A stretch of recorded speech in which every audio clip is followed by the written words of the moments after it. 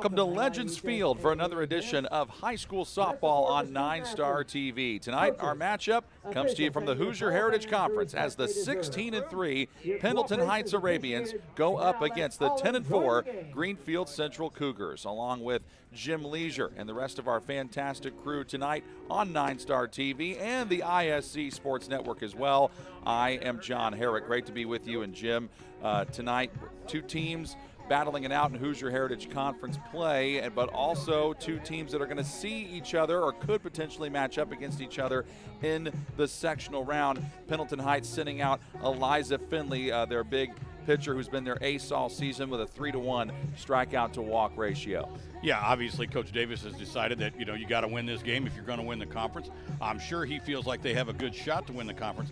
Last night they mauled Mount Vernon, a team that played for a semi-state championship, losing to eventual state champion Roncalli, 1-0 in extra innings. They didn't just beat them. I mean, they beat them 14-1. It was a walk-off grand slam. But yeah, so Coach Davis feels like, hey, I don't worry about the section. Let's win the conference first, and that is a philosophy. Some coaches will maybe hold back a player or two, or maybe their best pitcher. Not sure if Greenfield's doing that. They are starting Madison Herbert, a freshman who's only 1-0. So maybe Coach Stewart on Greenfield's side is thinking, don't want to give up too much. We'll play for the sectional championship. Coach Davis is obviously going out to win this one. But then again, Greenfield-Central 10-4 this year, certainly, and have been a tough out for people. Absolutely, but I don't know that Herbert being 1-0 with a 6.16 ERA is probably his number one. I can, obviously you have the same stats I do. We're looking at other pitchers that both these teams really only throw two pitchers. Right, so exactly. Hard to tell. Yep. Megan Weiniger leads us off for Greenfield-Central, and you can see why there with those numbers from her, batting .615 on the season.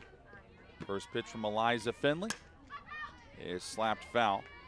Finley, 2.52 ERA, 11-2 record. Greenfield-Central, they have won 3 in a row. They are coming off a 9-3 win over Shenandoah back on May 4th. Pendleton Heights, they are 8-1 at home, and they are on a 5-game winning streak. Weiniger was 0 for 3, but she did score 3 runs in that win against Shenandoah, and she is behind in the count here, 0-2. It is a very sunny, beautiful night in Pendleton, with a game time temperature of 84 degrees. Matter of fact, for the month of May, we might be reaching near record highs tomorrow. That one's a line shot down the left field line, but it is caught out of the air by Bryn Libler. Bryn Libler makes a nice catch, and that is out number 1, and that's a big reason why, Jim, Pendleton is 16-3, making defensive plays like that. Well, they are senior dominated, and Bryn Libler, as you see the replay here, just gets real tall, real quick right there. I mean, that's about the apex of her jump there. She was able to haul that one down. But, yeah, this is a senior-dominated squad, and players like Libler, I think Coach Davis are really excited about how far they can go. Josie White is up. She fouls that one away. So Eliza Finley getting ahead in counts early as the Pendleton Heights starting pitcher in the circle. Rest of the starting lineup for Greenfield. After White, it's Olivia Roberts in third. Ella Redmond is batting cleanup. Morgan Hornaday is fifth. Faith Butler 6th, Lily Stewart is 7th, Addison Heron is 8th, and Layla Fatelli is batting 9th. She is one of those freshmen that Jim talked about, playing catcher as well, and Madison Herbert is the starting pitcher. Both pitchers also in the flex position, so you could see them potentially move into the batting order. On Pendleton's defense, it's Kaya Hubble in left field, Haley Brennemer in center, Caroline Derolf in right, as that one is down and away to make it 2-1. On the hot corner at third, you just saw Bryn Libler. Chloe Gregory is at short. Beau Shelton's at second. Caitlyn Goodwin is on first. Keely Ryan is the catcher, taking the pitches from Eliza Finley. Head coach is Jason Stewart for Greenfield-Central, and for Pendleton Heights, it is Rob Davis. That one's sent high in the air to left. Routine play, though, for Kaya Hubble, and very quickly 2 up, 2 down for Greenfield-Central. Well, 2 hitters, John, 2 left-handed hitters, both of them going the other way, kind of that slap hit variety. You're going to see on the replay here, just kind of moving. All thought we were going to see it. Moving forward toward the pitcher and just trying to slap one into an open space. And unfortunately for her, ball was not able to find a spot. Now we have a right-handed hitter in Olivia Roberts, coming off of an 0 for 2 evening against Shenandoah last Wednesday. Fouls that one off, 0-1. A couple noticeable differences about both teams. Pendleton Heights has been able to get 5 more games in than Greenfield-Central, and Pendleton coming off of the win last night, and Greenfield-Central having not played since last Wednesday. You know, one of the reasons, John, maybe right down the right field line, you can see Pendleton actually has a tarp that covers the infield dirt area. And earlier in the year, Greg Rakestraw and I were here. And that one is caught to end the inning. Kaya Hubble makes the catch, and that does it for the top of the first. Before we head to the bottom of the first, Jim, go ahead and finish your thought. Well, again, Rake and I were here a week or so ago, and it was a miserable day, typical of every day this spring. Rained all day. Rained all day, cloudy, overcast, just ugly. But when we got here, they had the tarp on the field, and the kids went out and they got the tarp off. And honestly, the infield dirt itself did not look any much different than it does right now. That's the only reason they got that game in. By the same token, you can see the Pendleton baseball team right over here to our left, and it was covered in water. I mean, the grass or the dirt area was covered in water. Baseball tarps are much bigger and more expensive than softball tarps, but I wonder if that isn't why Pendleton has played more games, because they've had this tarp and it protects their field. Let's get to the starting lineups now for the Pendleton Heights Arabians. They will lead off with Kaya Hubble, sophomore left fielder. Batting second, Haley Brunnemer, senior center fielder. Third is Caroline Derolf, senior right fielder. Fourth is Keely Ryan, senior catcher. Fifth is Chloe Gregory, who is a senior shortstop. Sixth is Beau Shelton, junior second baseman. Seventh is Caitlyn Goodwin, first baseman, who is a sophomore. Eighth is Bryn Libler, senior third baseman. Lily Koffels, junior designated player. Eliza Finley is the flex player and the pitcher for the Pendleton Heights Arabians. And there is Madison Herbert, the freshman that Jim and I were talking about earlier, 1-0 in limited action. So, but again, one of these talented freshmen that clearly Coach Jason Stewart has a lot of confidence in. And win or lose tonight, Jim, you might need her at some point during sectional play. So what better opportunity for Madison Herbert to get more opportunities here? No, well, no doubt about it. A lot of times when you're playing young people, and again, they do start 4 freshmen in Josie White, Addison Heron in right field, Herbert on the mound, and Fatelli behind the plate. You got to learn at what speed the good game is really played at, and that's what these freshmen are learning. They're learning to compete at this level. Warm-up pitches are done for Herbert. The catcher is Layla Fatelli. First base, it's Lily Stewart. Second base, Megan Weiniger. Shortstop, Josie White. Ella Redmond is at third. Morgan Hornaday in left. Olivia Roberts in center. Addison Heron is the right fielder. That is the defensive lineup for the Greenfield-Central Cougars. Kaya Hubble's had a solid year for Pendleton, batting .460. She was 1 for 3 last night in the win over Mount Vernon, and also scored a run. Herbert's first pitch to her on the money for a strike.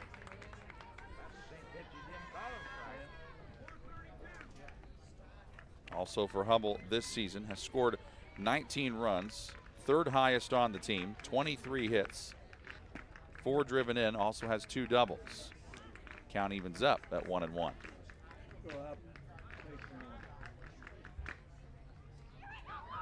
Coach Davis just kind of signaled to Hubble, rolled his fingers around, just said, hey, just go. It's your at bat, do something. Acted like she might do something, then didn't like what she saw there from Herbert, so it's 2-1 now.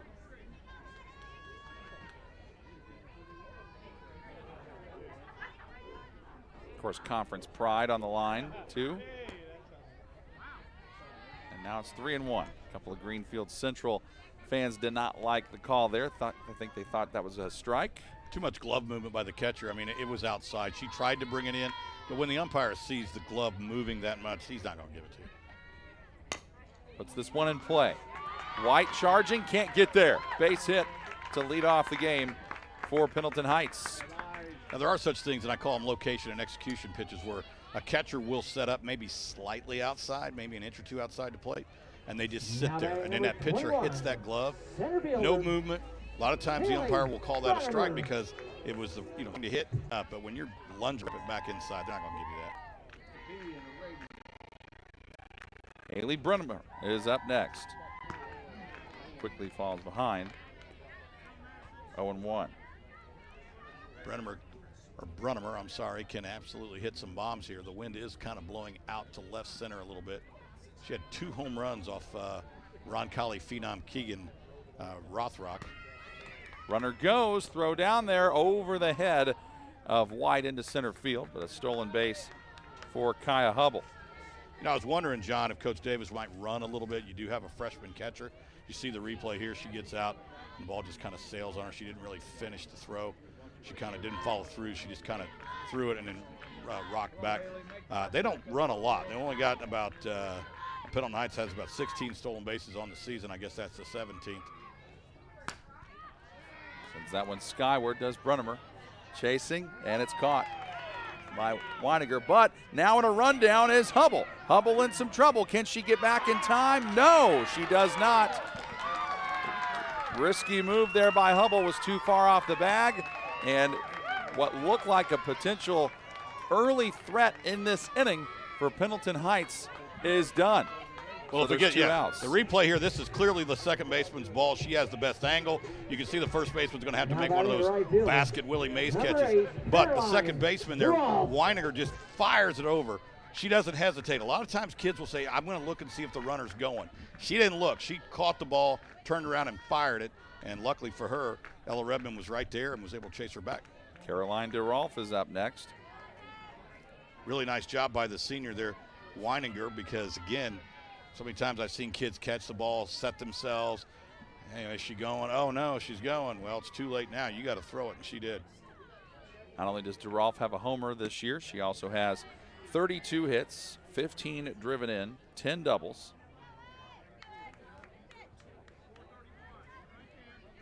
Tell you what, put a star by that play by Megan Weiniger. Yeah, maybe early, but it feels like a significant play early in this one. Because normally if Pendleton gets a runner on that quickly, especially the leadoff runner, it's been trouble for the opposition. Pendleton averaging almost 9 runs per ball game.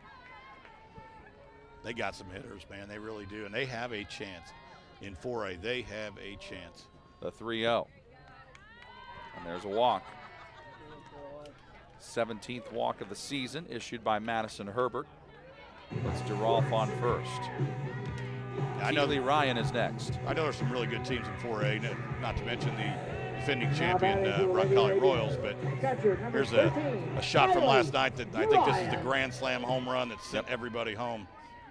Yeah, Keely Ryan hitting this one out last night, helping in that game because it was a 9-run lead. It's a 10-run rule after 5, and when she hits that, that makes it a 13-run game, and the game was able to end right there. They have hit some home runs as a team, has Pendleton Heights here, 30 on the season coming into tonight's ball game. And again, I kind of call this place the launching pad. Every time we're here, there's 2 or 3 that get out of here. Yep, and Ryan fouls that one away. Ryan does have 6 home runs, second on the team, by the way, in that category. Beau Shelton has 7 to lead the way. So you'll see Shelton a little bit later on. She is in the starting lineup, the 1-1. And it's a strike. I think Ryan was kind of maybe standing close to the plate, seeing if she could maybe get hit by that one. I'll give the freshman Herbert some credit here. She's hitting spots like that one right there. Again, you said the batter is crowding the plate a little bit, but we still want the inside corner. So it's tough to be able to squeeze it in there without hitting the batter. So she's doing a nice job so far. Ryan drives this, but right into the glove of Megan Weiniger. No runs, a hit, no errors, and a runner left on base for Pendleton Heights. We're scoreless as we head to the second next on NineStar TV and the ISC Sports Network.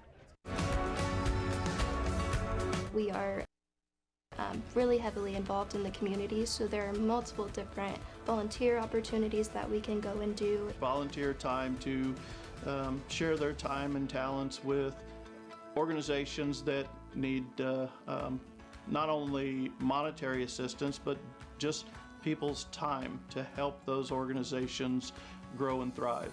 NineStar is a different kind of company, and the difference is you. NineStar is very focused on customer and member care, focused on making sure that however we communicate with the member and customer is how they want to communicate. You know, sometimes we're the one person that they speak to in a day, and you want that conversation to be happy and pleasant. As a nonprofit co-op, we're focused on providing the best service we can for our members. NineStar is a different kind of company, and the difference is you.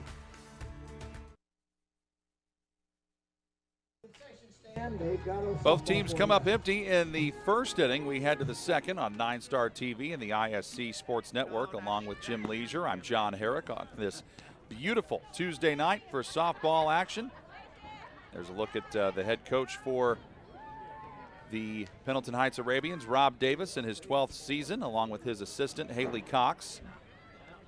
Both of them have, coached a lot of games together, won a lot of games for the Arabians. I've really done a nice job in just building a program. You know, there's a lot of teams in every single sport in the state that have teams, and there's a handful that have programs. Coach Davis has built a program here. Seems like they just simply reload year in and year out. Ella Redmond starts us off here for Greenfield-Central. She's batting .480 on the season, coming off of an 0-for-4 performance last Wednesday against Shenandoah. Hacks the first one foul. Yeah, a little bit of a looping swing there, dropped the bat head before she brought her hands forward.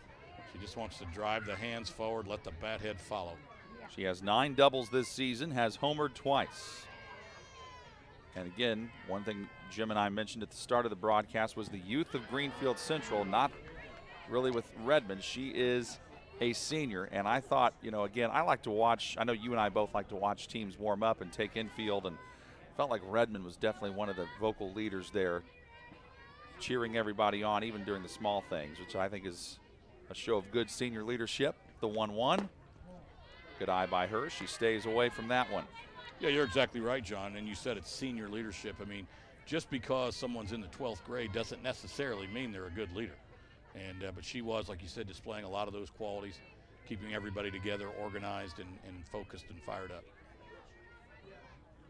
A 2-1. It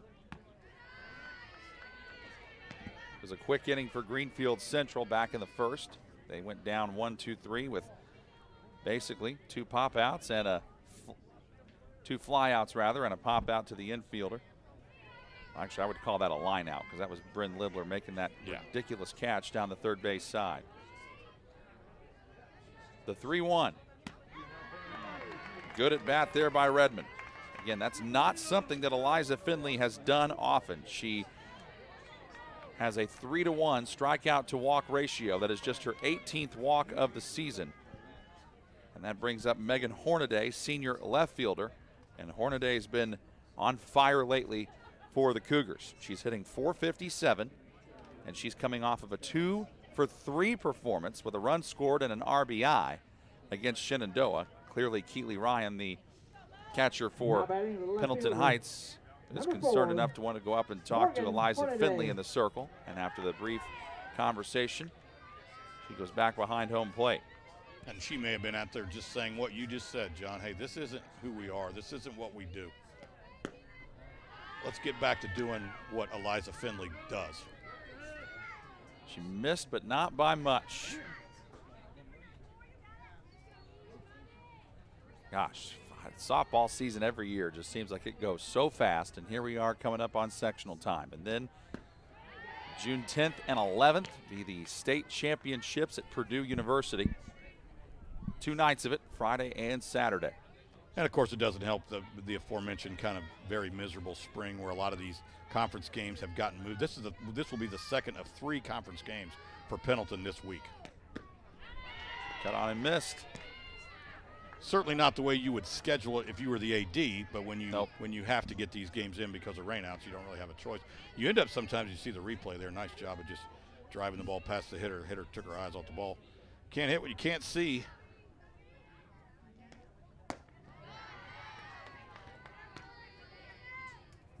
Makes it 2-2. Really good crowd here, by the way. Well, the 2 schools, again, not too far apart. Can't be more than about 15 miles or so between Greenfield and Pendleton, straight up State Road 9. Also helps to have nice weather. 2-2. able to just get a piece of it to foul it away. Yeah, and two very good teams. I mean, you know, if you're Greenfield and, you know, you're having a nice season, you're 10-4 and you're competing for a conference championship, obviously more people are going to be willing to, like you said, get in the car and move up the road a little bit and watch you play. Redmond not a huge threat to steal, only has one stolen base. Check swing, did she go around? Yes. Greenfield fans thought she held up, umpire thought she did not. First strikeout for Eliza Finley tonight. One more look at it. Now batting the designated player. That last little Number move 24. forward by the bat is what sold the umpire there. Faith Butler, junior designated player, stands in. She's coming off of a 1-for-3 outing against Shenandoah. Batting .368, and the pitch.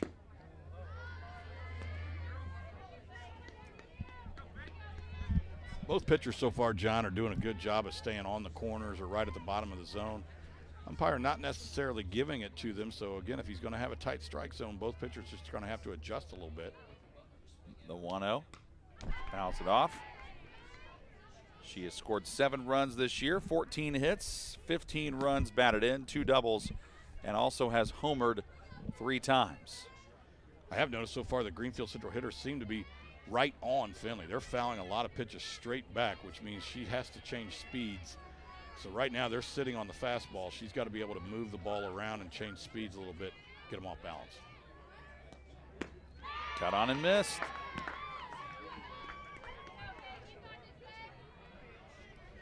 Also a lot of fun activity by both dugouts. Hearing a lot of another good pitch there by Finley. That was right down Broadway. The 1-2 got her swinging. So Finley, after having that leadoff walk, has struck out the following 2 batters, giving her 56 K of the season. 39. Well, if she can get another punch out right here, she will have attained that average you talked about, 3 strikeouts per walk. And so you walk 1, you strike out 3, you do that the whole game, you win, and keep your average. Lily Stewart is up. 324 batting average. First pitch swinging right over to Beau Shelton, who picks it up and throws her out. So no runs, no hits, no errors, but a runner left on base for Greenfield-Central. And we go to the bottom of the second with still no score. 1 runner left on base. Routine play there for Shelton. Beautiful place, Legends Field. Of course, Pendleton Heights always does a fantastic job hosting us, and looking at the Hoosier Heritage Conference standings. Again, not a whole lot of conference games. You got a ton of overall games, and the team that's in the driver's seat right now, the Shelbyville Golden Bears. So this game tonight, while these 2 teams will likely see each other in the sectional gym, there's some conference bragging rights on the line here too. Oh, no doubt about it. And this is a fantastic softball conference, has been for quite a while. I know Yorktown has played for a state championship. New Palisade has played for multiple state championships down through the years. Mount Vernon, again, we mentioned how they got to the semi-state last year, losing to the eventual state championships, 1-0 in, I think it was 10 innings. So very competitive softball conference, always a nice feather in your cap if you can win it. But again, then the second season starts. I don't want to call it the real season. This season counts 2, but the second season starts soon. And again, as you saw, like you said, not a lot of conference games on there, and we're just a week or so away from the start of sections. So got to get them in. This is a good week to do it. Yep. No rain really in the forecast at all until now Sunday for most places across Indiana. Chloe Gregory starts us off here in the bottom of the second. Batters 5, 6, and 7 due up here for Pendleton Heights. Gregory coming off of a really solid game last night, 2 for 3 with 2 runs scored. She also drove in 3 runs. The 1-0, a little behind it, evens the count up.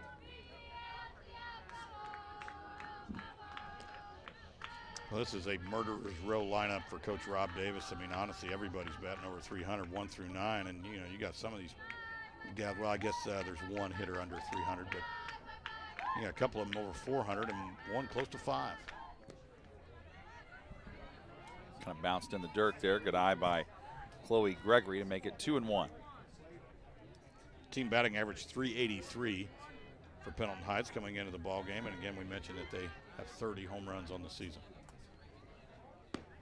Gregory with 23 hits, 22 driven in, 6 doubles, and also has homered 5 times.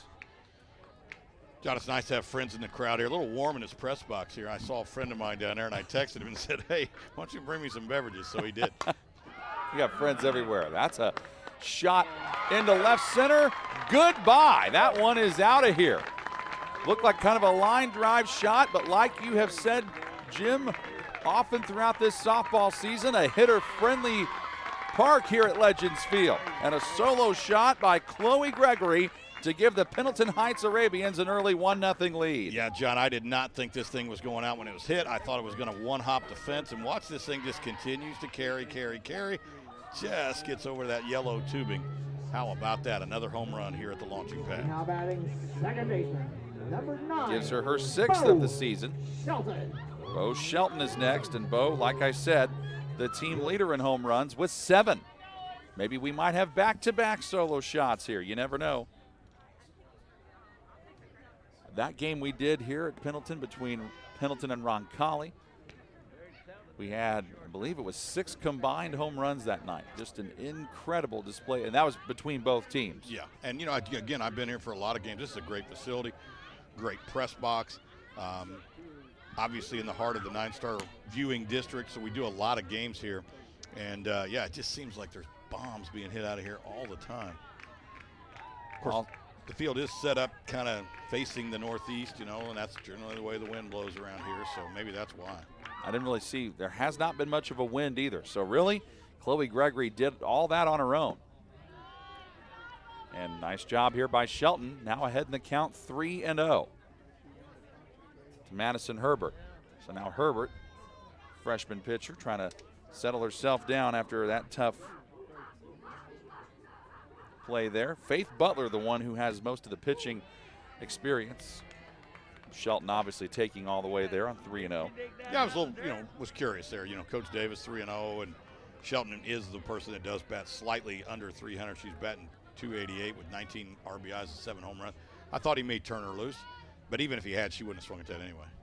And that one just got way away from Herbert there. And you got to go back and pick that up so it doesn't go even further away from the plate, leading to a potential maybe see Shelton go beyond first base, but Layla Fatelli able to go back and get it. Caitlyn Goodwin is next, sophomore first baseman, hitting .367 this year. 1 for 2 on Monday night. Scored a run, though, and had 4 driven in. First pitch to her. That's playable and probably right to Ella Redmond. And that might be something, Jim, that drives Coach Wade Davis nuts. Swings at the first pitch and quick out. And and he's talking to her right now. He's coaching her right now, and he's probably saying, look, I don't care if you swing at the first pitch, but it's got to be your favorite pitch. And that can't be your favorite pitch. That pitch was up in the zone. Don't swing at that. I mean, again, I'll give it to you if it's right down the middle and it's your favorite pitch. But come on, have a little more plate discipline than that. Bryn Libler's up. Throw down to second. She's gone. Layla Fatelli on the money with that throw and gets Shelton. Now, Fatelli, I noticed in pregame warm-ups when she was warming up and throwing the ball to second, trying to practice her throws, she threw the ball into center field more than once. And so for her to be on the money with this throw has to do wonders for her confidence. Close play at second. Say she got the tag down in time, so now there's 2 away. And this whole sequence is probably something that might drive Rob Davis nuts, because here you're in a situation where you get a solo home run, you're up 1-0, you get another runner on, first pitch swinging, quick out, then runner gets caught stealing at second, and you went from having 1 runner on with nobody out to now 2 down. Well, you run yourself into 2 outs so far. Obviously, the one was Coach called it. I mean, he gave her the steal sign. The other one, I don't know whether he was bringing her from second to third or not. I will tell you this, on the replay, Fatelli kind of double clutched the ball a little bit. I really didn't think she had any chance, but boy, she showed a little bit of some arm strength there to get that ball down. And accuracy, and Herbert has had some issues with this. This is the second time that she has airmailed a pitch like that high into the backstop. Now we got deuces wild on the scoreboard. 2 balls, 2 strikes, 2 outs in the bottom of the second inning. The difference right now, solo home run by Chloe Gregory, putting Pendleton Heights ahead here.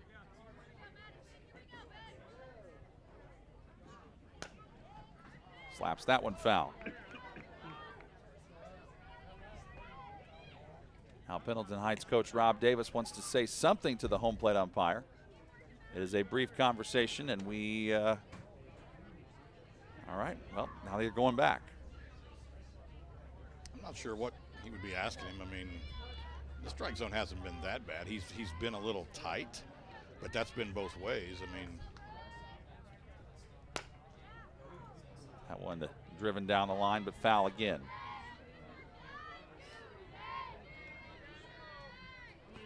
Most softball teams at this level, you really only see maybe 2 girls with starting pitching experience. yeah. And on Greenfield, they've had 3 girls pitch this year, but primarily 2. It's either been Faith Butler or Herbert. And Herbert's 2-2 pitch is upstairs. She's already issued 2 walks tonight. Trying to avoid a third here to keep this inning going.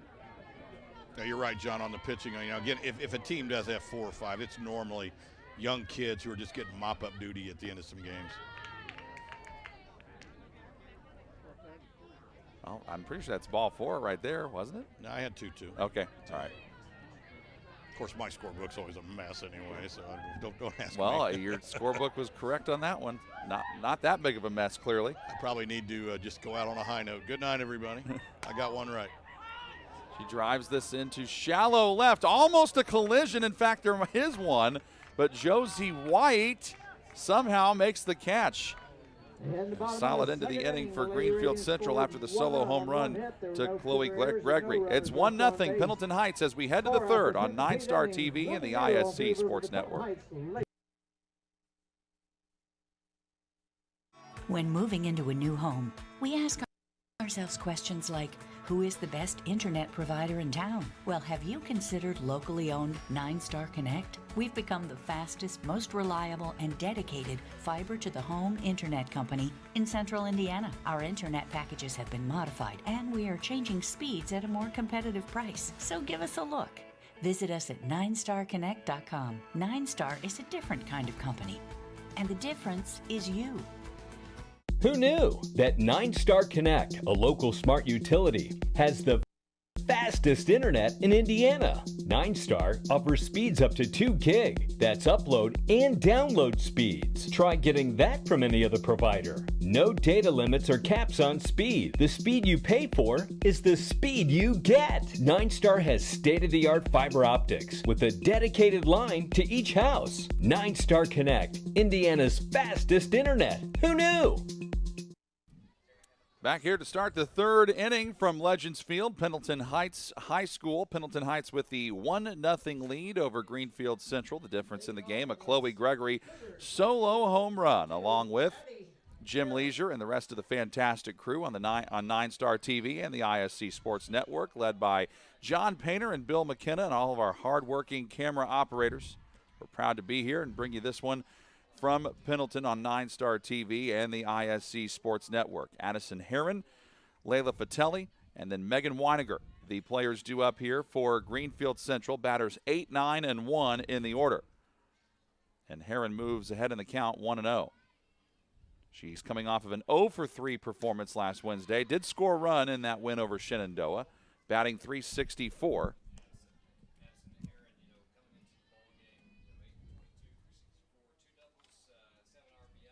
Temperature right now, 83 degrees.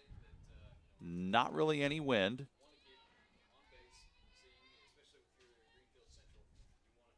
The 1-1 from Eliza Finley. On the money. She has 2 strikeouts tonight, 1 walk.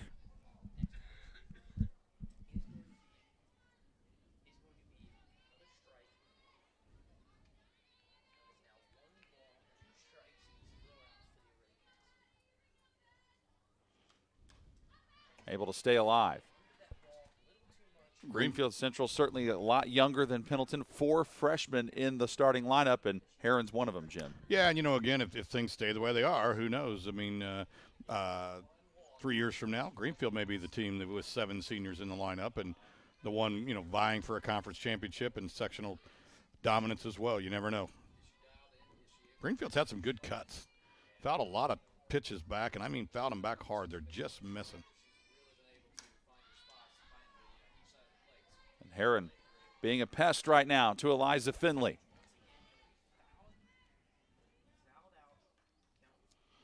Both teams playing well right now. Greenfield-Central's won 3 in a row. Pendleton Heights 5 in a row.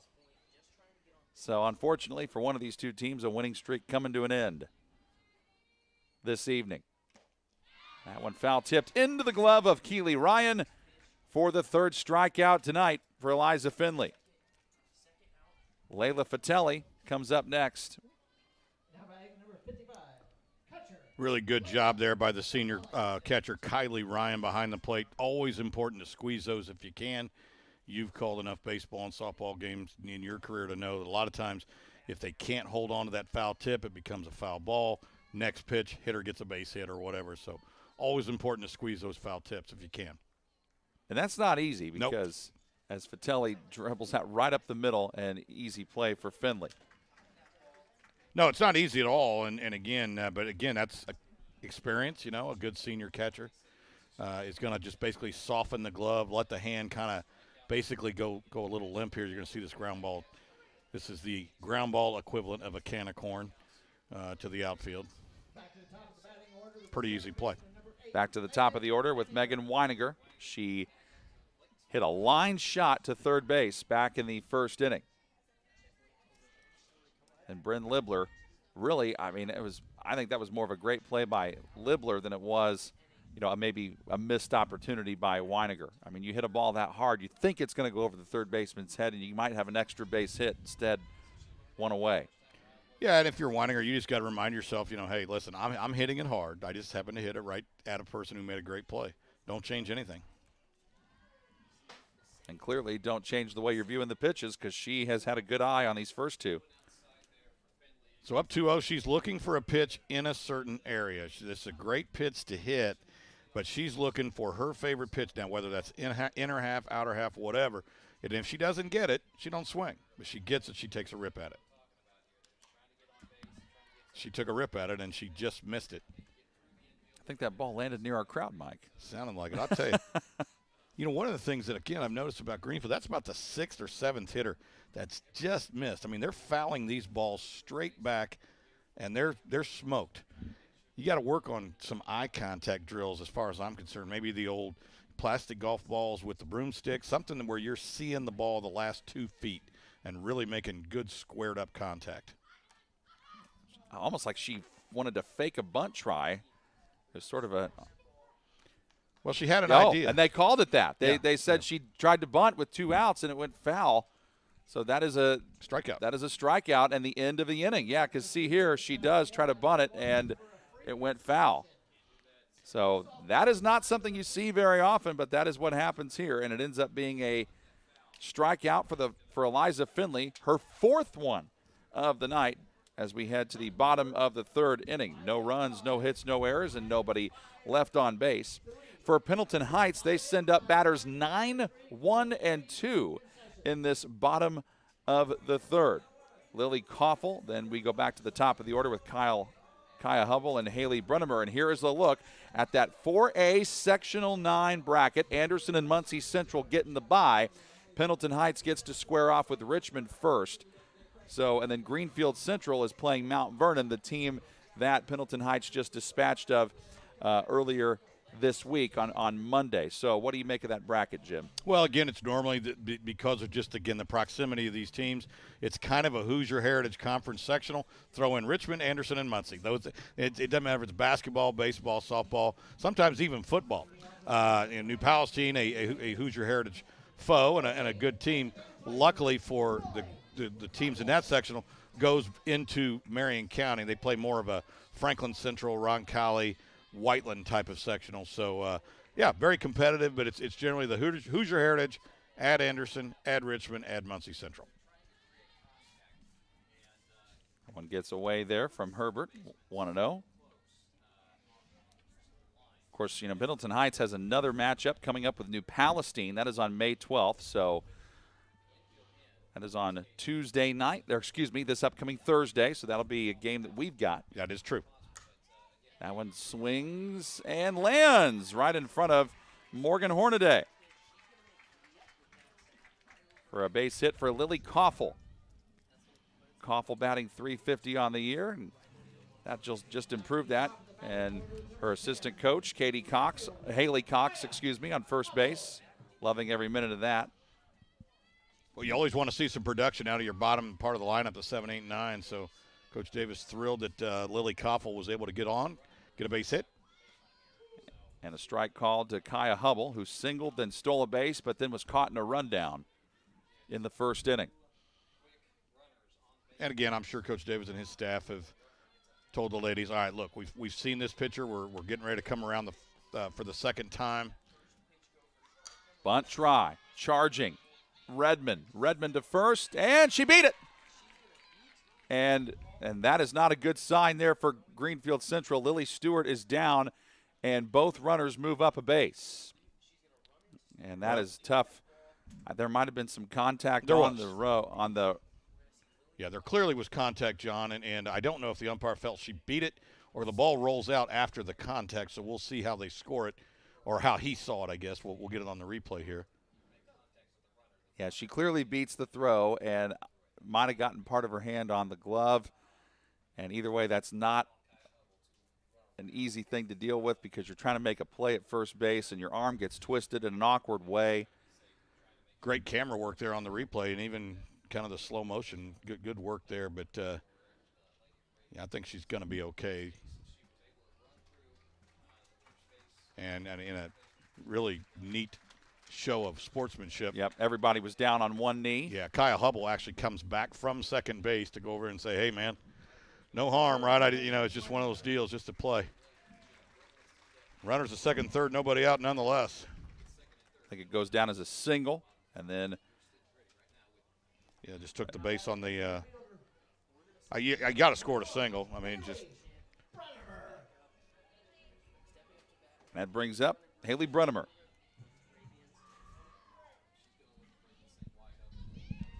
Then Brunnemer tonight popped out to second in the first. The pitch, and Brunnemer sends this one into deep center. That stays in the park, but it's off the wall. Scores one for sure, and play at the plate, the throw offline. 2 runs come across, and Pendleton Heights increases their lead to 3-0. RBI double for Haley Brunnemer.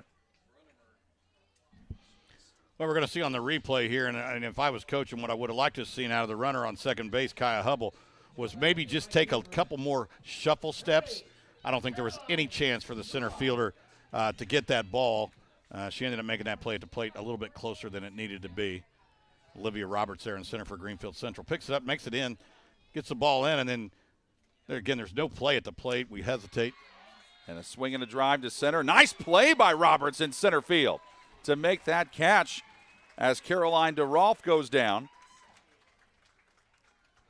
And if she would have gotten that ball a little bit deeper, you might have been able to see a opportunity for Brunnemer to move up a base, but because Roberts makes an incredible catch here and gets it back in quickly, not much room to work with. Keely Ryan is up.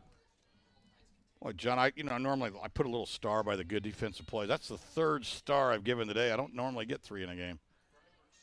I mean, your grading system's tough. Well, you got not easy to get a Jim Brent Leisure Libler's, star. Yeah, opening drive there, and then the second baseman in foul territory. Weininger fires the ball to third to get an out, and then you got to give it up to Olivia Roberts there. Hopefully her parents are subscribers to NineStar. They can watch that over and over. Chopper gets through. Play by Hornaday. She gets it back in quickly. But a single by Ryan, the 3rd hit of this inning, and also putting on close to 4 runs now, if you can get this run across. Courtesy runner coming on at first base for Pendleton Heights. Kinsey Green. And look who's batting, John. Chloe Gregory. Last time up, she hit one out of this place. So, again, she's looking for the same kind of pitch. And Madison Herbert, of course, is looking to avoid such a fate. Correction, 4th hit in the inning, so 6th for the game for Pendleton Heights. Pitch is a strike, throw to second base, runner goes out. Layla Fatelli on the money tonight with these throws. That's the 2nd runner that she has thrown out for Greenfield-Central. This time it's Keely Ryan she gets. You're going to see the replay here, and she just comes up firing that time, no hesitation. Ball beats her. Nice job by Greenfield to fake the play at the plate. First and third situations, defensively you have 3 or 4 options. 1, you can just forget it, give the base up. 2, you can throw it, have the second baseman or shortstop cut it off, throw back home, try to cut down the runner. 3, you can throw through and get the out at second. They did that. The 1-1 to Gregory. Gregory with a drive. Shallow center. Another nice play by Olivia Roberts to end the inning. Diving attempt made. Could have been worse than the 2 runs that Pendleton Heights got, but they did, and they lead 3-0 as we head to the 4th on NineStar TV and the ISC Sports Network. 3 to 0. 3, 2, 1. Has the first dunk in the building for Barron. Joya waits. Waddell finishes. There is right now the play of the game. Better finish. We might see plays of the week. Great speed. The finish. Spin. Win. 3. Bury it. Lane. No. Gun. Yes. Whoa. What a play. Flying in. 585 954. 585 954. Back here at Legends Field, From the concession stand. Pendleton Heights, want to clarify one thing that happened back in that inning. A lot of it happened. A lot of crazy stuff. 2 runs on 4 hits came across. It was one of the third out of the inning there, This yeah. is the last play where Olivia Roberts makes a diving catch to end the inning. Again, that could have been a lot worse for Greenfield-Central. They did already give up 2 runs in that inning on 4 hits. They did have one play that was an error, a slight injury to Lily Stewart, the first baseman. So since even though she got knocked down on that play, because the runners advanced to base and the ball came out of her glove, it is considered an E3 or an error on her. But still, even though it's ruled that way in the scoring column, I think that doesn't always provide the easiest context. Yeah, it's not necessarily fair, but it's the only way you can score that. They advanced to base, or it wasn't an errant throw. And that one hit right back to Eliza Finley from Josie White. And a very quick 1-3 put out here to start off the top of the 4th inning. And that's one thing that Coach Jason Stewart of Greenfield-Central is probably a little frustrated about. 2 of his last 3 batters have hit into 1-3 putouts swinging at the first pitch. Well, going back and recreating the last half of that last inning for Pendleton would have been a huge inning if Olivia Roberts in center. That one powered down the left field line. It goes out, but it was foul. Yeah. But 2 great plays at center field by Olivia Roberts. Otherwise, Pendleton's probably still batting, and they got 4 or 5 runs in. Yep, and Roberts is up at the plate right now, so she has a chance to make a big difference. And one thing I've noticed about her trends, Jim, she flew out to left in her first at bat here. She is 0 for her last 3, but she is batting .405 on the season. Not a real big kid. She's got 3 home runs, but and she turned on that one and like you said, hit it out. Just unfortunately for her on the other side of the wrong side of the fair foul pole. And she immediately knew she shouldn't have swung at that. Great like, pitch.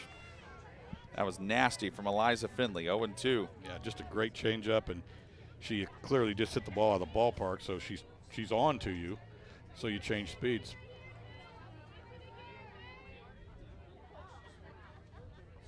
.02 puts this one in play. Nice grab by Libler, and Libler's made a couple of gems over at third base this evening. 2 away. I'll give her a star, John. If 2 stars you've given her now? Yeah. Just get well, and the center fielder for Greenfield's got 2 as well.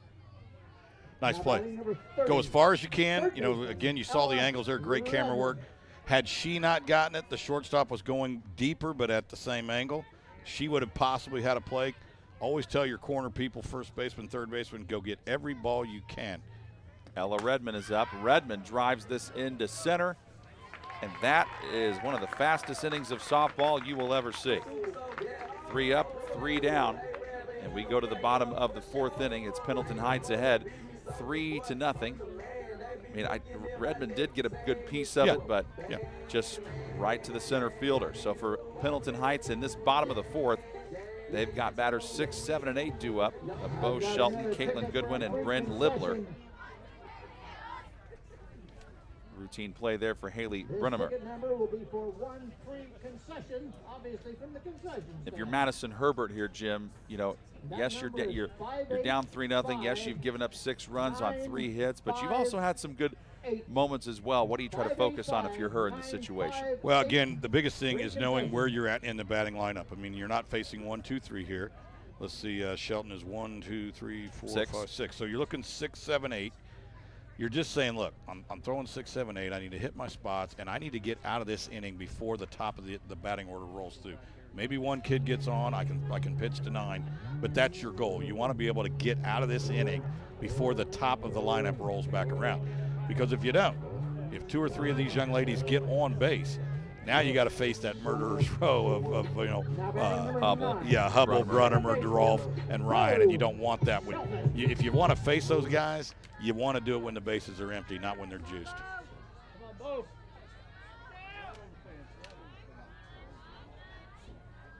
She's not pitching badly. I mean, for a freshman, she's doing fantastic. The pitch, low and inside to Beau Shelton. Shelton walked back in the 2nd, then was caught stealing. Now you look at what she's doing there. She looks over in the dugout, gets the sign from the coach. So the coach is calling that pitch. That last one was a changeup.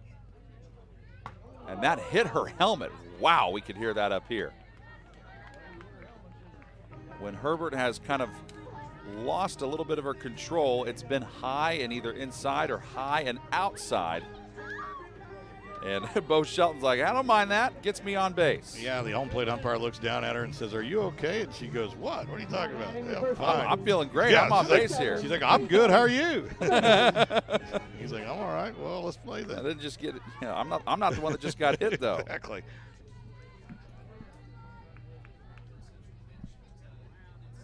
And brings up Caitlyn Goodwin. Well, John, you talked about those 3 or 4 or 5 times that Herbert has just kind of lost a pitch and sailed it over the hitter's head or all the way to the screen. I got to believe it's a pitch that she's trying a new grip on, or she's trying a new pitch, and she just simply has not mastered that grip, hasn't mastered that release point yet.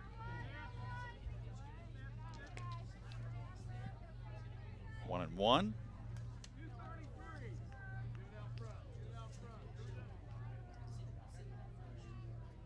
That's the 8th time this season that Herbert has hit an opposing batter. 1-1, runner goes, hit into the gap and gets through for a base hit and then gets by Addison Heron to the wall. So single on the base hit, then the error will be charged to the right fielder, Addison Heron. That ends up scoring a run, and it's 4-0 Arabians.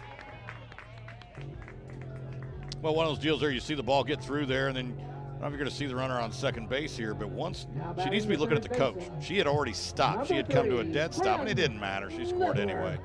But we're talking about, getting better. We're talking about doing things, running the bases, perfectly if you can, because it may not matter in this game, but it might in the sectional championship or the regional championship or whatever.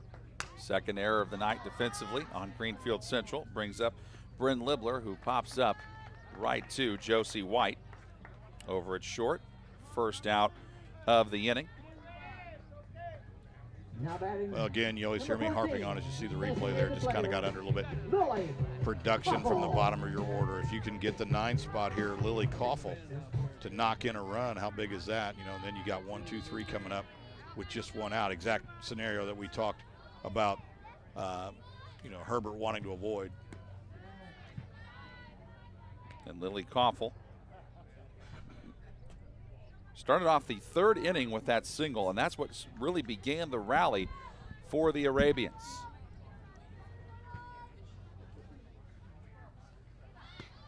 Shows bunt, backs off, ends up getting a strike call.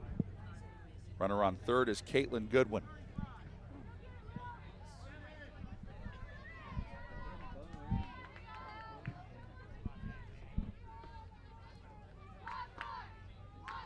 Goodwin tonight, 1 for 2. She's now 2 for her last 4. Has had a good start to this week. Pendleton Heights does not have an easy schedule, do they? No, they don't. and that's, again, by design. If you remember when we called the Roncalli-Pendleton game, that game was like last minute. Yep. And that was Rob Davis. I remember I was sitting in the dugout watching Rob Davis have a chat with David Lauk, the head coach at Roncalli. Of course, they go way back. They've known each other a long time. And, you know, Davis is like, I'm not afraid to schedule you, Lauk. He's like, well, I'm not afraid to come play. I mean, great play. Of course, they've known each other for so long. They're going to give each other some playful grief. And that one chopped right over. Nice play by Redmond. Overthrows the ball, though, to first base. She did the right thing on the fielding part, but then the throw was errant. And that sends Koffel to second base. That scores Goodwin from third. So again, single for Koffel, but then the error on the throw by Redmond puts Koffel at second base in E5. Yeah, she does a nice job of looking the runner back at third base. Great replay again, great camera work by our crew. And honestly, she should have just ate it. There was no chance to get that runner at first base, and I'd rather play first and third, you know, with one out than play what you got now. And then the frustrating part is, Jim, like you mentioned, you wanted to get through the order and try to not, you know, if you were Herbert, not have to go back to the top of the order. And that's exactly what Pendleton Heights has to do here, or, you know, Greenfield has to do against Pendleton Heights. Pendleton back with Kaya Hubble. She's 2 for 2 tonight with a run scored. You see the runner on second base there, Lily Koffel, kind of giving some signals to the hitter of pitch location there. Now again, gotta be careful doing that stuff. I mean, it's not illegal, but their teams don't like it. Ripped hard. That one gets through for a base hit. Scooped up by Addison Heron, and runner scores. That's an RBI single for Kaya Hubble. Scores Lily Koffel. Well, this is what Coach Davis was hoping. I guarantee you, again, he talked to him in the third inning about, hey, this is our second time through the lineup. Well, now we're going through a third time, and he wants to see some production. That ball's hit hard. Yes, it got underneath the glove of the first baseman, but it's clearly a base hit. She had no shot. Good job of getting the ball inside, or getting the ball back into the infield by Addison Heron, the right fielder, to the cutoff person so that no other runners could advance. And Madison Herbert just left the game, so we are on the verge of having a new Greenfield-Central pitcher. Again, there's only been 3 pitchers this season for Greenfield that have had experience. Herbert, one of them, the other one being Faith Butler, and the third one being one player who does not have a ton of experience, and that being McKenna Rankins, who is a freshman. But he is putting Faith Butler back in to pitch here. And look at Butler's numbers on the season. Take a look at her numbers. Yeah, and I don't know. I didn't see her down there warming up. She was not in the ball game. I suppose it's possible. We have a very clear shot of both bullpens here, but I did not see her warming up, so I hope she had an opportunity to get down there and at least get loose. Well, she started the game out as the designated player, has struck out in this game once, so she probably had to know at some point that this could happen. Yeah. And she comes in the 4th inning, getting ready to face the second batter in the Pendleton order in Haley Brunnemer, who is 1 for 2 with 2 runs batted in this game. Now, keep in mind, though, Madison Herbert is responsible for the runner on first, that being Kaya Hubble. Now batting for the Lady Radiants, number Here comes 2, 3, 4. Brunnemer, Derolf, and Ryan. Brunnemer. They only bat, 429, 552, and 387. No big deal.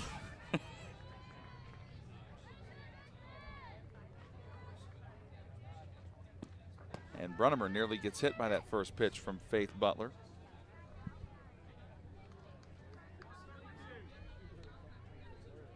If you're Pendleton, again, knowing that you've got another conference game coming up on Thursday, you'd love to get to 10 runs. That one smashed through for a base hit. Charging on Hornaday. Throw. Could be a play at third. Runner safe. Kaya Hubble gets in there. Single by Brunnemer puts her at 2 for 3 tonight. Well, just excellent base running here, and you're going to see it by Hubble. She just comes around and she, oh, I love it. She even looked at the coach. John, I'm tearing up here.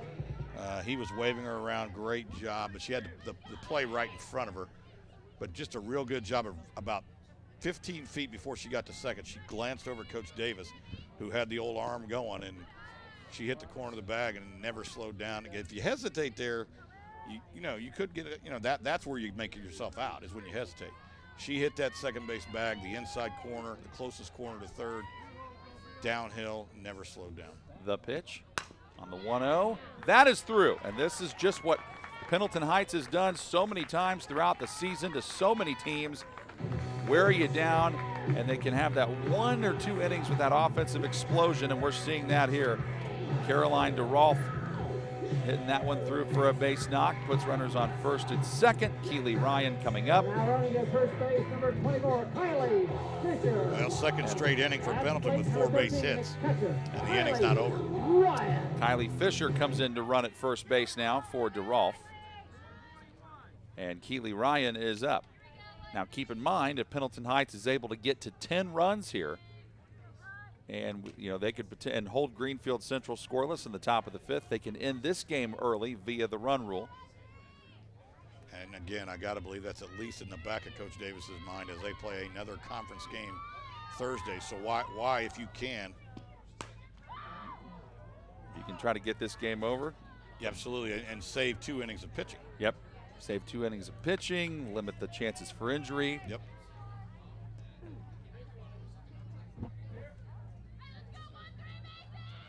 So Pendleton Heights opening up sectional play against Richmond. They have not played Richmond this year. Greenfield-Central opening up sectional play against Mount Vernon. And Greenfield-Central played Mount Vernon back on April 29th, beat them that night 3-0. In fact, that was the win for the Cougars that started their 3-game winning streak that they're on now. The 1-1 upstairs. Well, she tried to change the eye level a little bit and just left it up there. Here's how this inning started. It got started with a hit by pitch on Beau Shelton, then a single by Caitlyn Goodwin, an error in right field by Addison Herron. Allowed the runners to advance. A pop-up, and that one is hit into left and out. So Ryan flies out to left, making it 2 down in the inning. And that brings up Chloe Gregory. So we have seen the entire order for Pendleton Heights in this 4th inning. Good job by Hornaday tracking that one down. Gregory, of course, 1 for 2 tonight with a solo home run, which she hit back in the 2nd. You got to be careful here. You certainly don't want to make a mistake and leave the ball out over the center of the plate. And that one gets way away from Butler, rolls to the wall, runners advance. Brennemer to third, Derolf to second. Makes the count 1-0. And it kind of goes without saying you don't want that either. But yeah, if you leave one over the center plate here, I mean, it's going to be another at least 2 runs in, maybe 3. I think that's what Faith Butler's got to be thinking. She's been up and in on these last couple pitches. So again, 2-0. Absolute green light. Hitters are looking for the pitch in a certain spot. If they get it, the hands explode. She ends up liking that pitch and fouling it off. And then again, if you're a young hitter out there watching, listening, if you don't get it in your zone, then don't swing at it. If they call it a strike, you're still up 2-1. Don't swing at pitchers' pitches. All you do is ground out weakly. Find something. You're going to see your favorite pitch in the average at bat 1 time. When you see it, bust it. Well, she liked that, but fouled it off, and it goes right into the Pendleton Heights dugout. That was a good pitch there by Butler. In on the hands, had some late movement. I mean, again, that the final result of that pitch was not what she wanted. And again, the ball tailed in on her hands. That was a pitcher's pitch. 2-2. Good eye by Gregory. So now we got a payoff here. Full count, 2 outs, bottom of the 4th. 7-0. Pendleton Heights. They have scored 4 in the bottom of the 4th. And if I'm Faith Butler, I don't go anywhere close to the plate. First base open. She might have swung at ball 4 there. Ball goes up and in. Yeah, I mean, again, you got first base open, and I just Man, she's such a dangerous hitter. I just can't give anything up. Of course, she's got to deal with Beau Shelton next if she gets on.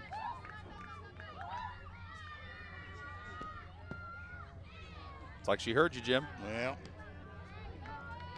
26th walk issued this season by Butler. We are now back to where we started this inning off with Beau Shelton. The bases loaded for her. well, this would be a huge spot for Beau to pick something up here. Anything. You know, there's 2 outs, so anything hit, we're moving, runners are moving. Don't have to worry about line drives. She's been hit by a pitch and walked, hit over to short. Josie White bobbles it. Thought she might be able to pick it up and have a play somewhere, did not, and that allows Brunnemer to come home and score on an E6. Well, Greenfield-Central played a very good defensive game through the first 2 innings, and they have committed now 4 errors in these last 2. Well, and again, there's games certainly where you can commit 3 or 4 errors and not come back to hurt you, but not against good teams like Pendleton. Pendleton's pretty good.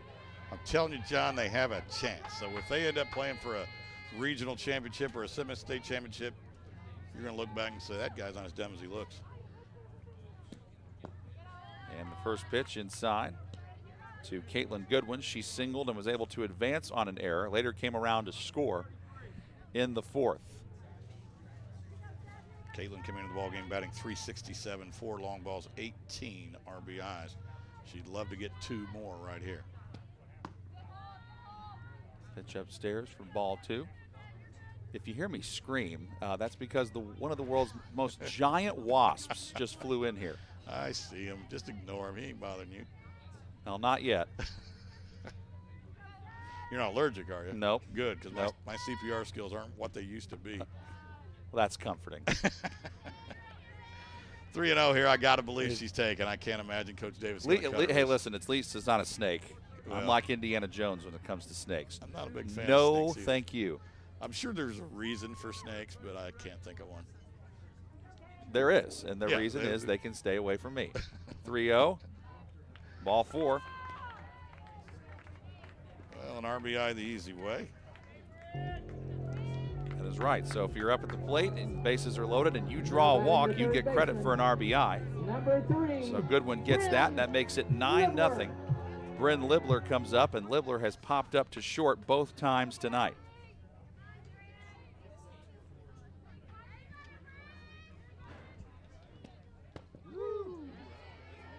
So here's what's at stake now.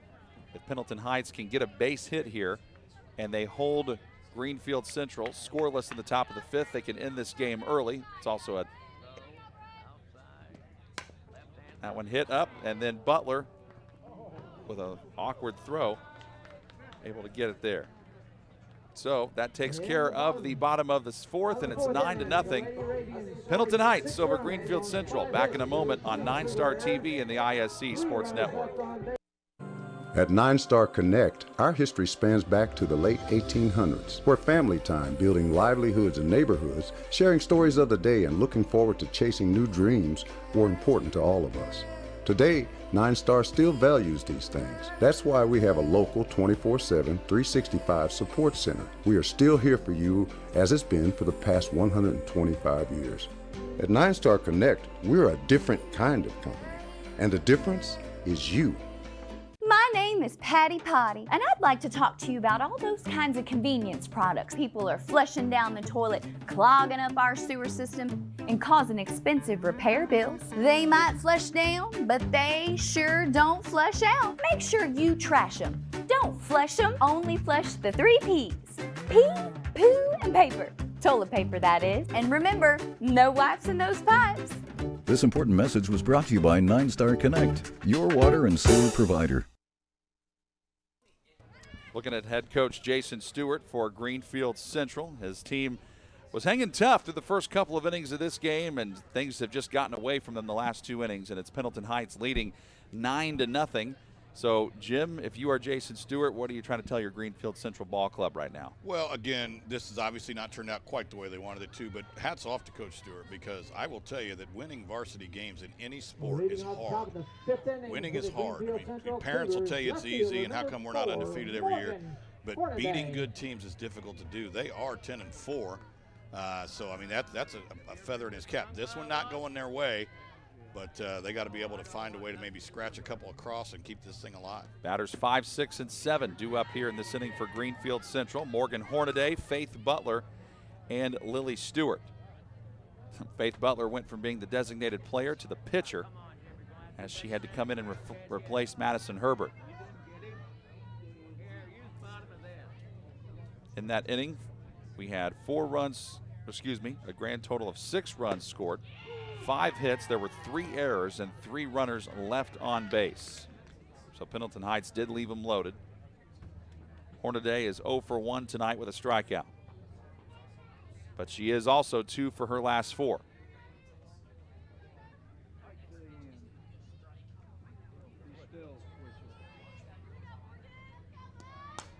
That one's swinging a drive, and that is out of play, foul. After this batter, we're going to have a drawing for a softball, so get the tickets out. So Greenfield-Central, their next game, they have a fast turnaround. They got to play Lawrence Central on Thursday night. That game will be back at home for them. Then they have Columbus East on Saturday. It's going to be a mad dash to the end of the season, May 20th, to try to get these games all in. The 1-2. That is foul. Well, and of course, one of the many differences between IHSAA play and travel ball and things is that no games on Sunday. I mean, it's just not going to happen. I did see something recently at an IHSAA meeting where they were talking about maybe playing like regional or tournament games on Sunday if necessary. The IHSAA would really rather stay off Sunday. That one is driven into center field, and that ball's gone. Morgan Hornaday blasts a solo shot to center. And that breaks up what was a no-hitter. Up until that point, not only had Eliza Finley not given up a hit, she had not given up a run either. And Hornaday towers that one out of here. Well, nice job there. She just squares this thing up. We talked earlier in the ball game how Greenfield had not really barreled anything up. Everything was just off, the plate and just off center, basically, as you see Haley Brunnemer giving it all she could there. But the ball rolls back in, kind of a la Wrigley Field. Somebody chucked it back in from the bleachers there. But yeah, that ball's gone and just finally barreled one up. Got it to go. And again, you asked about Coach Stewart. I'm sure that he's saying this is great. Let's battle. We may not win, but let's battle. Now you got Faith Butler coming up. She bloops this one high in the air. Diving attempt made by Chloe Gregory, and she makes that. One away. Yes, sir. Fantastic play there. We're giving stars to everybody's got a star tonight but me. Of course, I don't really do much. Sit here and drink pop and make silly comments. You're going to see the replay. Lily Stewart. Nice job. Nice job. I think she definitely earned a Jim Leisure star. All right. Lily Stewart is up. She grounded out to second her last at bat. She's 0 for 1. 0 for her last 4. Gonna turn things around here. But she is hitting .324 on the season. Also good to see her back up. Okay. Megan Weiniger, I think, was covering first base when it was Weiniger who got banged up earlier in the game on a crazy play at first base. Well, 2-0 here, and I was getting ready to say, it wouldn't surprise me to see Finley kind of walk off the rubber and just kind of refocus here a little bit, and that's exactly what she did. She walked back out of the circle, did a little gardening there with her spikes, and then she's ready to go.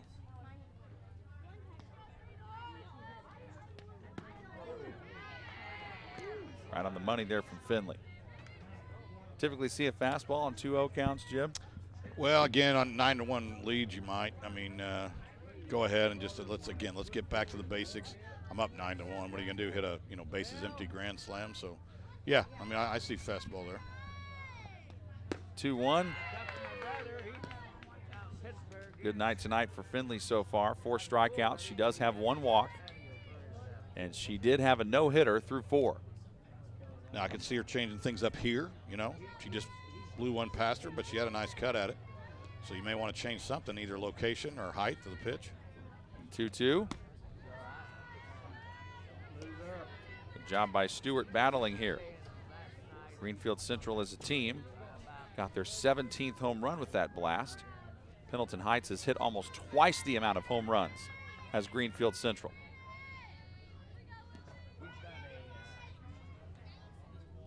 The payoff got her to go down swinging.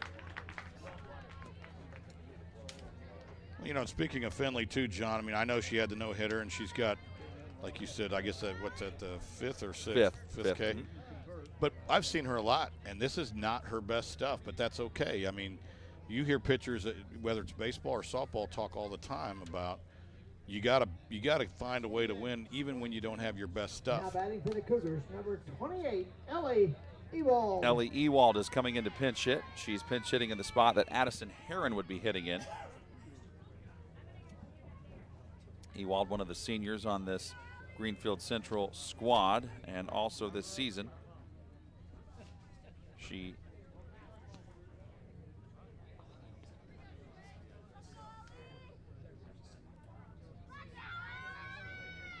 is hitting right around 300.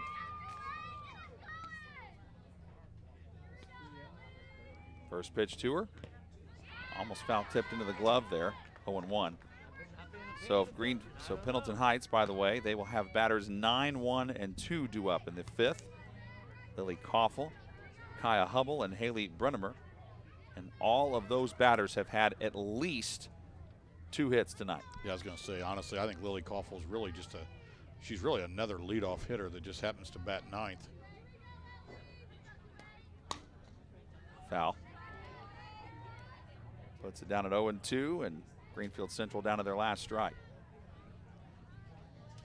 Well, you know, and talked to a second ago there, that pitch came in, Ewald foul tipped it into the glove, but then it got loose, so then it becomes a foul ball. Had the catcher been able to squeeze it, it remains live, and the runners could advance. Of course, there aren't any runners, but what's the difference between a foul tip and a foul ball? I get asked that question a lot.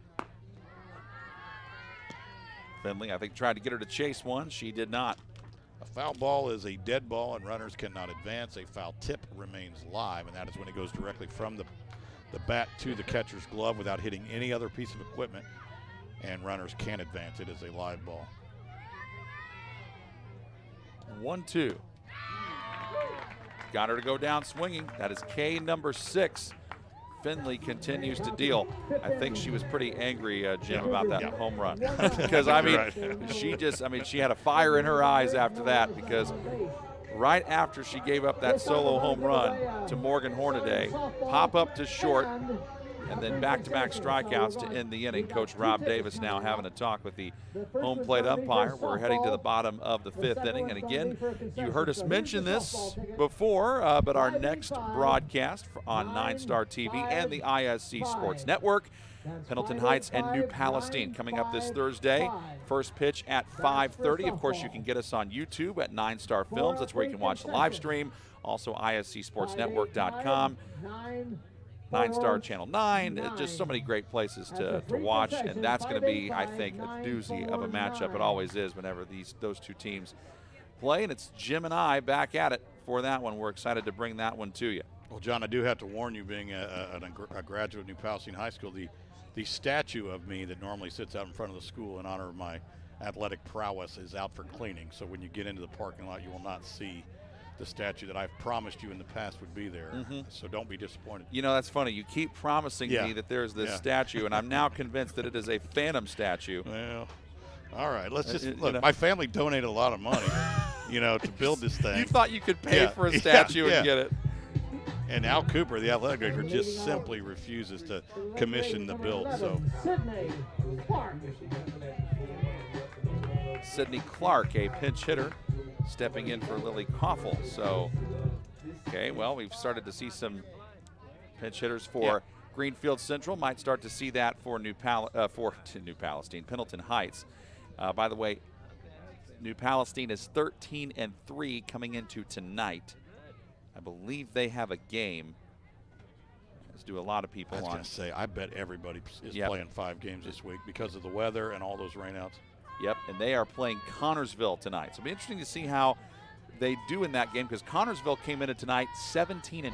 And one of the losses was a great game to Pendleton. Ended up 5-3. Pendleton won. That one fouled off by Clark. But I believe Coach Rubel is the coach down there. He's got a couple daughters on the team. And, again, you talk about turning a program around. You're going to see this replay here. She's kind of banged it off her foot, hit her still in the box, so obviously a foul ball. But Connorsville, no longer, a doormat. That one gets through. Layla Fatelli. And also, keep in mind, too, that Sydney Clark, another one that just more depth to this Pendleton Heights roster. She averages .471. She's also homered once, driven in 7, 8 hits on the season. Line shot, though, by her right to Josie White at short, 1 away. Well, she got the pitch she wanted, and she was able to put a good barrel on it, but unfortunately, you hear it all the time, the Adams. What's an Adam? Well, he hit it right at him.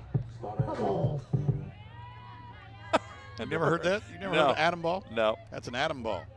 What do you mean Adam? I thought you were going to give me like a science experiment or some sort of lecture about that. Hit it right at him. Kaya Hubble, first pitch swinging into left. 2 down. Haley Brunnemer tries to keep the inning alive. Hubble was 3 for 3 with 2 runs scored before that at bat. Perfectly played by the left fielder there, Morgan Hornaday. She's just, again, left-handed hitter, so she's going to play in a little bit, figuring that the hitter's probably not going to drive the ball over her head. And she pops it up, and she's right there, barely had to move. We go back now to Brunnemer to try to keep this alive. She is 2 for 3 with a run scored, has also driven in 2 in this game. The pitch almost hit her in the leg. Unless Pendleton Heights ends this game early, we will go to the 6th inning. If we do, it's batters 9, 1, and 2 due up for Greenfield-Central. Of course, Pendleton Heights entered tonight a half game behind Greenfield-Central in the conference standings as that one is hit over the head of Roberts into the wall. But Roberts again with a nice relay throw to get it back in. Double for Brunnemer, her 2nd of the game. First hit in this inning.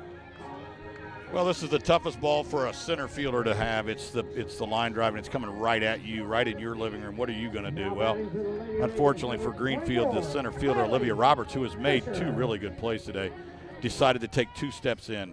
Bad mistake. You coach center fielders, if you're on a line drive, sit. Just stay there. Don't move until you've lined it up.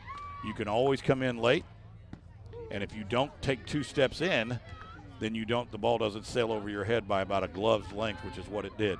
Don't ever come in on a line drive to center field. Stop, sit, wait, react.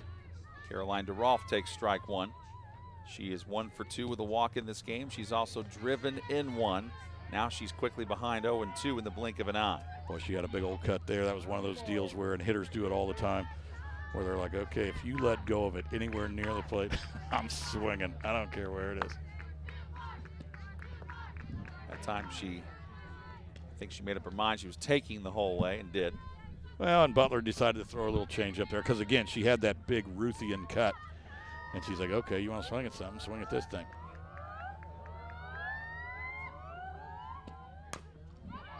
Ends up hitting it in play. Throw to first. Faith Butler able to get her and retire Derolf to end the inning. But still a 9-1 lead for Pendleton Heights. We send you to break with this last play by Butler on NineStar TV and the ISC Sports Network.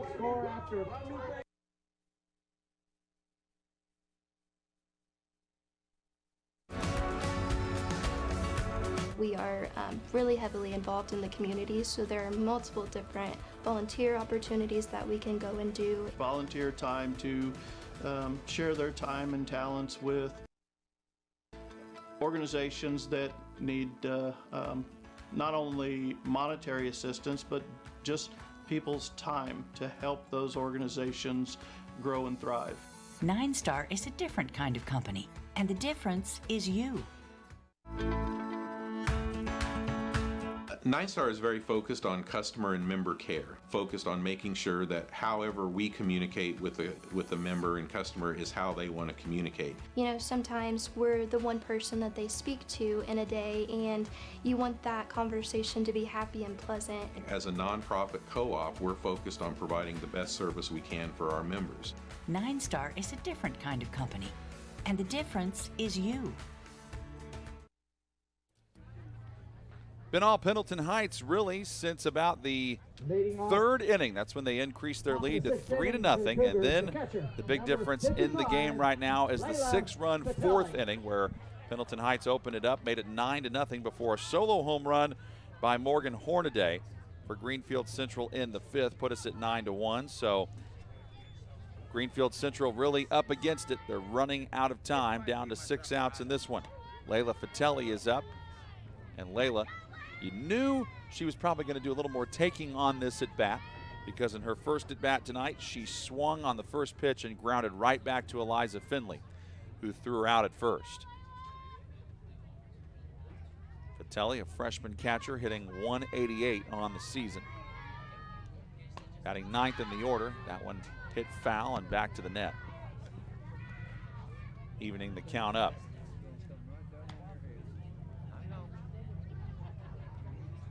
Wind picking up a little bit, blowing out to left center slightly. We have not had much of a breeze.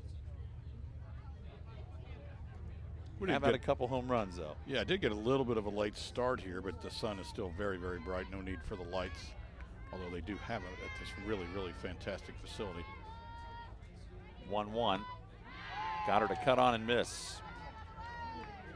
I was told last time we were here that this facility actually hosted a Horizon League softball tournament a few years back. Obviously, they played the main games here, and then they auxiliary games on the other field, which is really nice. I mean, they got a nice scoreboard, good stands, good press box as well.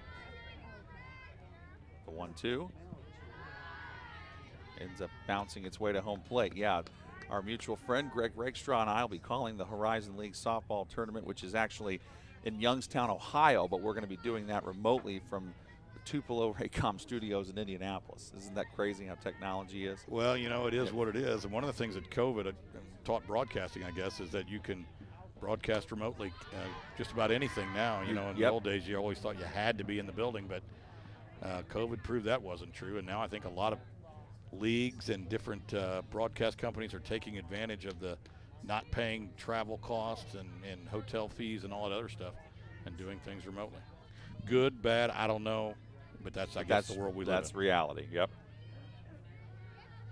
Layla Fatelli battling hard here. Here's the 2-2. Did she go around? Umpire says no, she did not, so the count is full. And again, just to clarify for things, the home plate umpire does not have to ask for help. Sometimes the coach or the catcher will ask him to appeal, and he does not have to. He can say, nope, I saw it. We're not asking anybody. Really good at bat by Fatelli. Second walk of the night issued by Eliza Finley. Looks like Coach Stewart's going to ask for and get the courtesy runner for the catcher, Fatelli.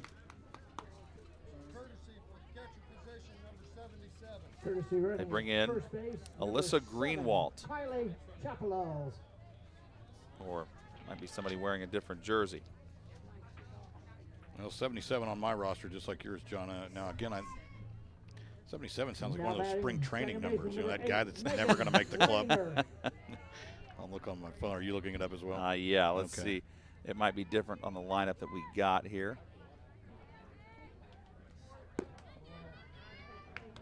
And we're going off the program provided by Pendleton Heights, which is probably printed in, at the beginning of the season and may have had some changes by now.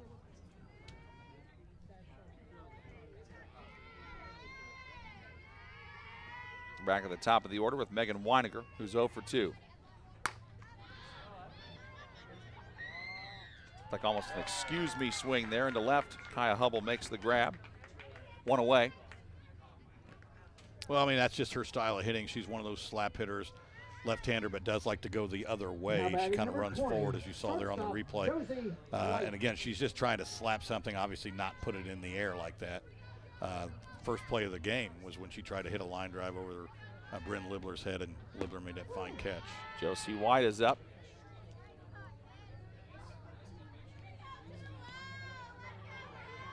White has flown out to left. She's also grounded back to the pitcher.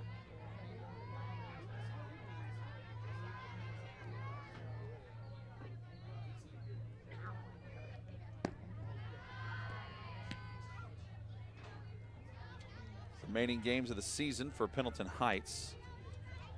Obviously, the big one from Roncalli, you know about, or Pendleton, excuse me, New Palestine that we've already told you about. That's on Thursday. Then they have to play Shelbyville and Newcastle after that. And Shelbyville's playing very well. This could be 2. There's 1, not quite. So at least a fielder's choice. Retires the courtesy runner. And White able to get there on it. What is a 4-6 fielder's choice. 2 away. Roberts. And Greenfield-Central is now down 2. 4 outs in this game. Olivia Roberts, 0 for 2, is up to bat. Roberts has made a couple of really nice plays in center field, has earned a couple of Jim Leisure stars, just has not been able to get a hit yet. Pitch sailed a little bit on Finley there, 1-0. She's a good hitter, howeher. She bats .405, gets 3 long balls on the season, and came into the ballgame with 17 RBI, so she can do it. Again, you gotta credit the pitcher, Eliza Finley, with keeping her off balance.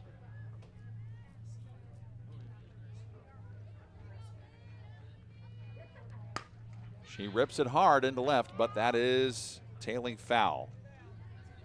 1-1. I think that's the second time that she's hit the foul ball home run today. Last time she did it, Finley came in with a really nice changeup and really kind of fooled her. You mentioned it earlier, John, really big crowd here. Looks like some of the baseball game or baseball practice that was going on. A lot of those kids have come over to watch their classmates. Yeah, so there, Finley, like you said, likes to get the ball down in the zone if the last pitch gets up and gets driven out. Yeah, it's not, again, it can be a little confusing, the games within the games, but it's pretty simple stuff. If you're hitting me hard, I'm going to change speed. You're going to see a changeup. Now, the hitter knows that, so she's thinking changeup. 2-1 is high for ball 3. And that's why sometimes, you go, okay, she thinks that I think, and I think that she thinks, and that's where sometimes people go, well, why did you throw that pitch? You sound like Phoebe from that episode of Yeah, Friends. exactly. They don't know that we know they know. Exactly. Or they know we know, like, whatever it is. So sometimes you outthink yourself. Oh, no. Okay, so 3-2. Yeah. And they're calling her for interference. Yep. Okay, so basically what happened was it was strike 2 against Roberts. So then the catcher, Keely Ryan, was about to throw to second base, but because Roberts got in the way, she is ruled out at home for interference. That is correct. That is not something you normally see. Yeah, and that's not something that Ryan meant to do, but that's why you wear those helmets. Yeah, and Roberts obviously didn't mean to step into the throw either. She just, she swung, her momentum kind of took her. You're going to see it again, very close shot here. I'm sorry, didn't swing, but she was starting to go to first base, I think, thinking it was ball 4.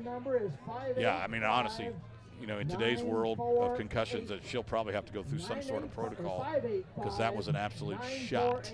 Granted, it hit the helmet. I get all that. But so do a lot of football players, things hit helmets. So they may want to check her out, make sure she's okay. All right, bottom of the 6th we go, and it is batters 4, 5, and 6 due up for Pendleton Heights. Keely Ryan, Chloe Gregory, and Beau Shelton. Ryan tonight, 1 for 3. Gregory, of course, has the solo home run, 1 for 2 with a walk and a run batted in. Shelton is 0 for 1, but does have 1 run scored.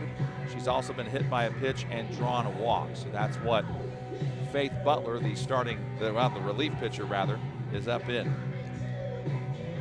What she's facing now. Well, and again, we talked about it. Coach Davis would love to get 2 here and just end this thing. I know you say, who cares? It's 1 inning of pitching, but that 1 inning of pitching could come in handy, Thursday against New Pal if that game goes into extra innings. Plus, you just want to challenge your kids, constantly challenge them. I used to always kind of try to have some fun with it, but I'd tell them, come on, guys, let's get a couple here, ladies, I got to get home and watch the last 10 minutes of Dynasty or whatever, and just always push your kids, trying to make them better. Swing and a drive by Ryan. That is gone.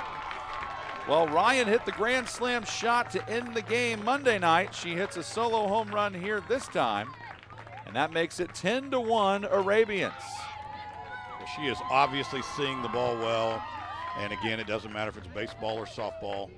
You know, kids go into, you know, streaks where they see it well and they hit it and it comes in and it just looks like it's going real slow and it looks real big, and she just barrels this thing up, keeps her weight back, finishes high and drives it out.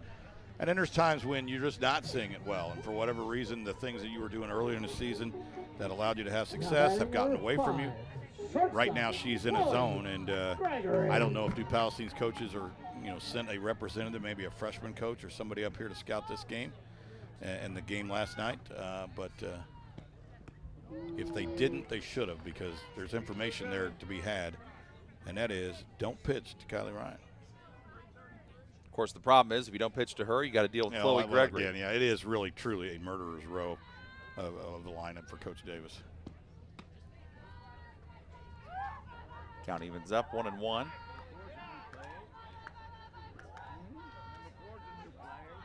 Butler on in relief.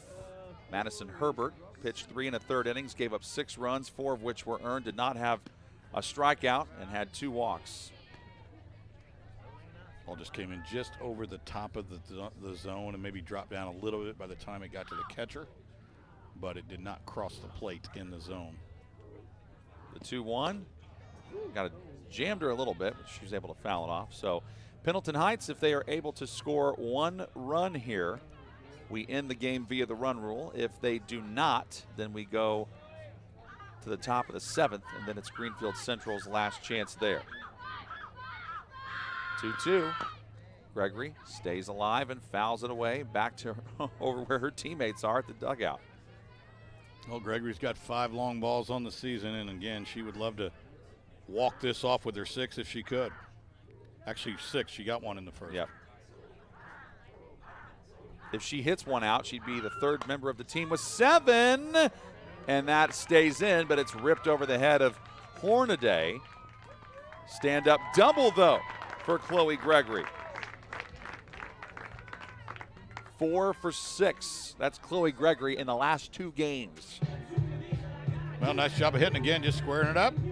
Stayed back. Actually did not finish the swing high. She just may have gotten fooled a little bit on the pitch, but that's a good example again for you young hitters. If you keep your weight back and you keep your hands back, you can get fooled and still hit the ball hard. Number 4, Elena. Elena Fry is pinch hitting for Beau Shelton. So Shelton was on base twice tonight with a walk and a hit by pitch, scored a run. Fry on the season with no batting average. She is 0 for 3. All she needs is a little bitty, what we call a duck snort, where you just kind of reach out there and just hit something just out of the reach of the infielders, and it might score a run here. What a hilarious phrase that is. Little duck snort. Duck snort. I don't know why it's called that. It just is. I know why a can of corn's called a can of corn, but I don't know why a duck snort's a duck snort. She powers this one into left. That ball is near the wall, goes off it, stays in the park, but runners on 2nd and 3rd. So for a girl who had not gotten a hit this season, was 0 for her first 3, she gets her first hit of the season right there, puts runners on 2nd and 3rd with nobody out. Well, and I don't know if we're going to see this, but I think the runner on 2nd could do a better job here. Just start right now. You're going to be hopping, taking steps, and when you see the ball down, you're gone. She was almost standing on the bag as if she was going to tag. You got to turn around and play the fielder in that situation. You know, you're going to turn around, face the outfield, and just every time that center fielder takes a step, you take a little hop step. If that center fielder makes a great catch and crashes into the wall, you've got time. Here's a great shot of it here. Okay, she's just going to turn and look at it, and then she returns. You don't need to do that. You should be hopping toward 3rd. All right, hopping toward 3rd. You should be past that umpire. All right, so she goes back 2nd. She should have scored. This ball game should be over. Okay, so Avery Mollenkoff was about to come up and pinch hit. They have elected to put Mollenkoff on first base with an intentional walk. Well, yeah, obviously now you got force out at home, and you got to come in. I mean, the infield is in, and there is no double play in the middle. Double play run scores, game over.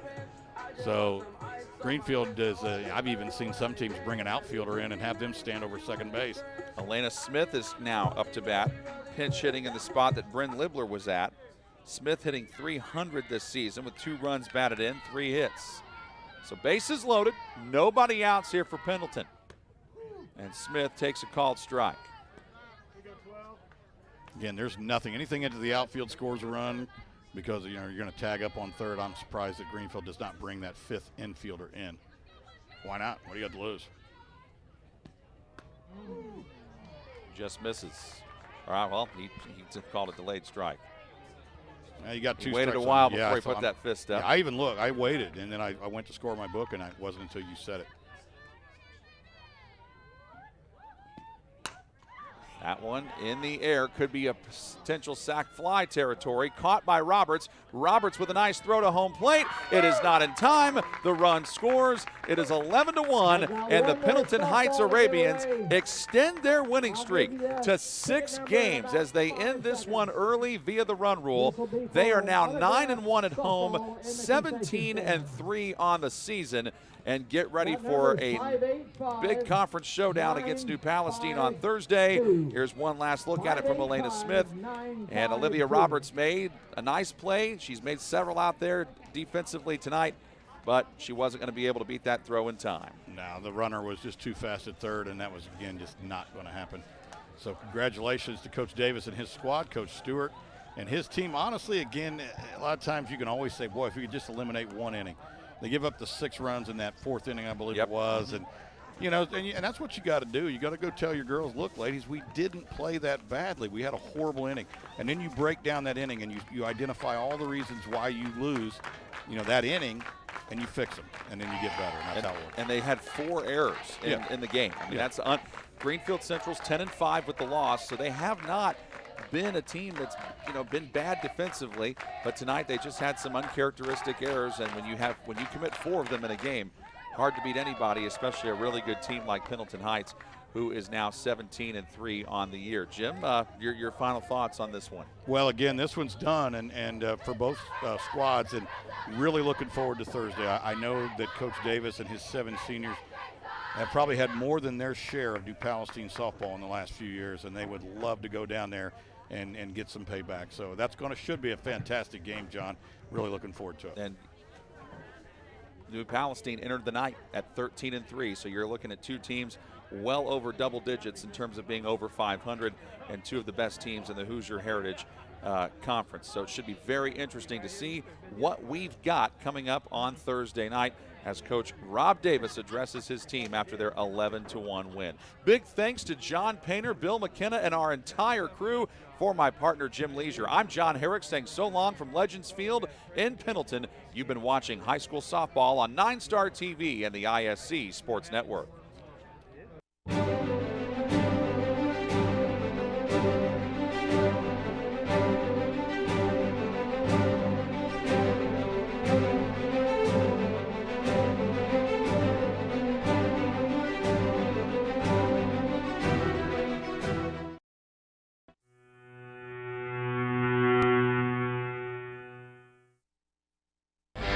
Ball here.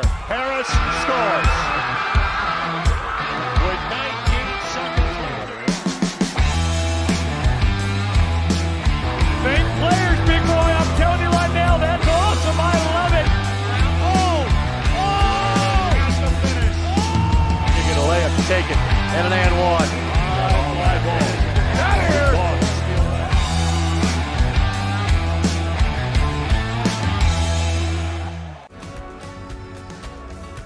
We are really heavily involved in the community, so there are multiple different volunteer opportunities that we can go and do. Volunteer time to share their time and talents with organizations that need not only monetary assistance, but just people's time to help those organizations grow and thrive. NineStar is a different kind of company, and the difference is you. Throw it up for Tillman. Whoa, my goodness. 122.60 for Penn. What a swim. 6 of them.